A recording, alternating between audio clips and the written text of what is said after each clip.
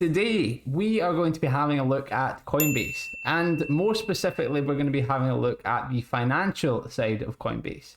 I have made a video about what Coinbase actually does and who they are and their kind of business, which I will add a card somewhere on the screen or I will link down below in the description. But today we're going to be focusing on the revenue side of things. Well, not just the revenue, the financial side of things. So it's current stock price, and then I will look at its kind of most recent financial information that I can find. Now, at the time of making this video, Coinbase has only been like a publicly traded company for about 2 weeks. So it's still quite fresh. So let's start actually by having a look at its kind of stats on Yahoo Finance. So it's sitting around $295 per share. It has a 52-week range of $293.3 to $300 per share. Has a market cap of almost 55 billion. And let's actually kind of have a look at the graph over the past few days. So today it's a bit of a low.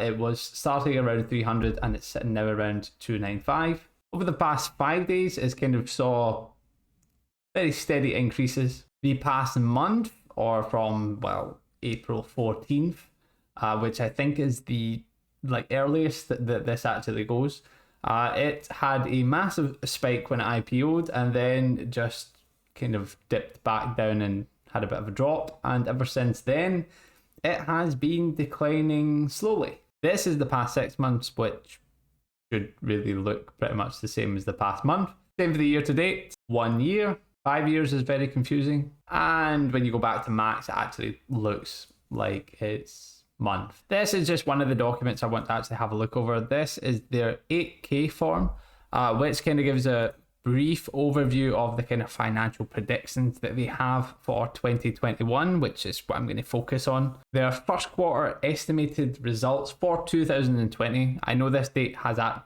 Nope, it's 2021. That was it.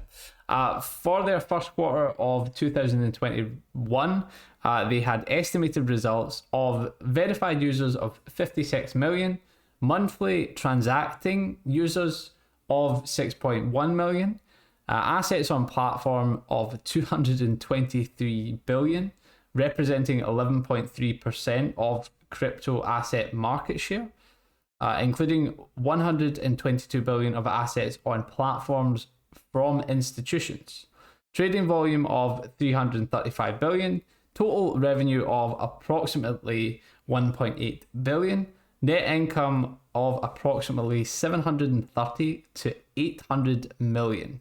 Adjusted EBITDA of approximately 1.1 billion. Now, bear in mind, this is just estimates for the months ending on March 31st, 2021, which as of now is past. Here are the kind of outlook on expenses for the second quarter of 2021. We expect approximately 35 million in one-time expenses related to the company's direct listing. Looking to full year of 2021, in order to scale our operations and to continue to drive product innovation, we expect our technology and development expenses and our general and administrative expenses to be around 1.3 to 1.6 billion, excluding stock-based compensation in 2021.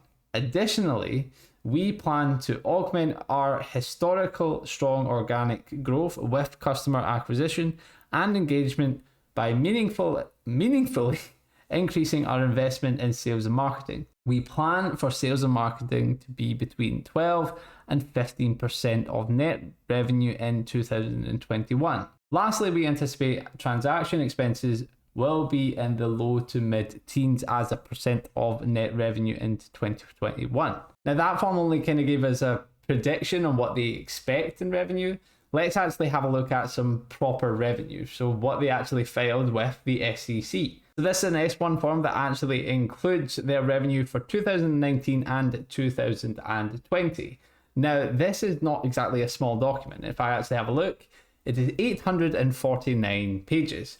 Now, if you want to actually look at all 849 pages, I will link this document down below so you can have a much more in-depth look. I'm just going to kind of focus right now on their revenue. Now, this is their revenue for 2019 and 2021, year ended of December 31st. This is on page 30. So if you want to have a look at this, then you know exactly which page it's on. Firstly, looking at their revenue, when you look at 2019 compared to 2021, it more than doubled, which is quite substantial. But when a company is going to file for an IPO, they tend to want to inflate their revenue as much as possible. Now, it doesn't actually tell us where this revenue came from, but from what I can kind of tell is it comes from my point in the last video where 90% of their actual revenue comes from charging transaction fees. They have other revenue, no idea where that comes from, but it is there. So for 2019, they made 533.735 million, and for 2020, they made 1.277481 billion. Looking at their expenses pretty much come from their transaction expenses, which they will have. And since they make most of their money through transactions, you could really count this as a cost of revenue. Technology and development, they invest quite heavily in, which is important considering they are a tech company. Sales and marketing, they did double relative to the year previous. So when you look at 2019, they spent 24.15 million. And when you look at 2020, they spent 56.782 million. Now, the non-flexible costs of general and administrative, which is just the day-to-day operational costs, they went from 231.929 million to 279.880 million, which, when you think about it, relative to the amount their revenue went up, is not that big an increase. Now, they had restructuring costs in 2019, but not in 2020. And their other operating expenses, they had, 124.622 million in 2020 and 46.200 million in 2019. Their total operating expenses, when you look at 2019, were 579.518 million, and for 2020 was 868.530 million. Now, they actually ran at a loss for 2019, but they profited quite heavily, their operating income was quite substantial in 2020 relative to the year before.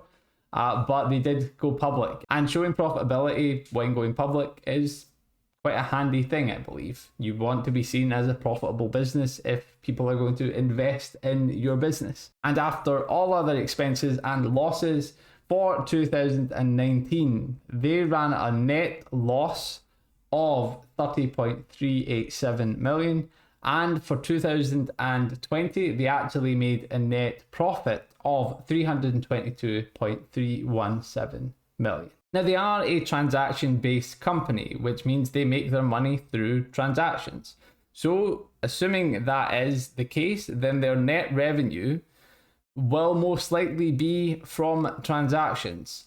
The other revenue, I have no idea where that comes from, but their transaction expense could really be seen as the closest thing on this form to being a cost of revenue. So if we take their transaction expense as a percentage out of their net revenue, then maybe we can kind of get an idea, just from my kind of assumption, on what the difference is in terms of their cost of revenue relative to their revenue. So for 2019, if we take 82.055 million out of, as a percentage, 482.948 million, you end up with 16.99%. So let's just round up to 17%, which isn't actually that high. And then if we actually look at 2020, so taking 135.514 million out of 1,141,167,000, you end up with, as a percentage, 11.87%, which, it was low in 2019, is even lower in 2020. That's pretty amazing and a pretty impressive margin, if I say so myself. Looking at this data, it actually seems like quite a good company. It's shown some pretty impressive margins between its cost of revenue, or my kind of understanding of cost of revenue, relative to its revenue, and it's shown profitability, which is something you don't see that often in tech companies. Now, the idea behind Coinbase is really good. It's kind of like its own ecosystem for cryptocurrencies. And as cryptocurrencies start to become more popular, Coinbase could be a really good option. That's just kind of my point of view from a tech guy. Now, from an investment point of view, I'm still quite unsure about it, mostly because it's just so fresh. And a lot of people at the start just kind of had this like fear of missing out. Let's just jump on it, get as much as we can at the very start. And it shot up and then it plummeted like a day or two after. Now it's slowly still decreasing, but like in terms of long term, the company has quite a good idea behind it. So as a short bet, I would say it is quite risky, but as a long bet, it could be quite a good option. But it does kind of link very highly to the kind of cryptocurrency environment, which is something that I don't actually know that much about. And so long as cryptocurrency continues to be popular and people are interested in buying and holding and well using cryptocurrency, then Coinbase is probably one of the better options. Now, please bear in mind that none of this is investing advice. Do extensive research before you buy any company and do not base any buying or selling decisions on the content of this video. If you do want to know a little bit more about the business side of Coinbase, I have made a video about that before, which I will link in the description down below. Now, that's just in case you actually might want to use Coinbase, which is quite a high possibility if you are interested in investing. So check out the video and you can see which products it actually offers. Now, that brings us to the end of this video. If you have enjoyed it, I would really appreciate if you hit that like button. And if you also have any companies that you would like me to look at, maybe tech companies you're not really sure about what they actually do, then comment them down below and I will have a look into it as soon as I can. Thank you very much for watching and I will see you next time.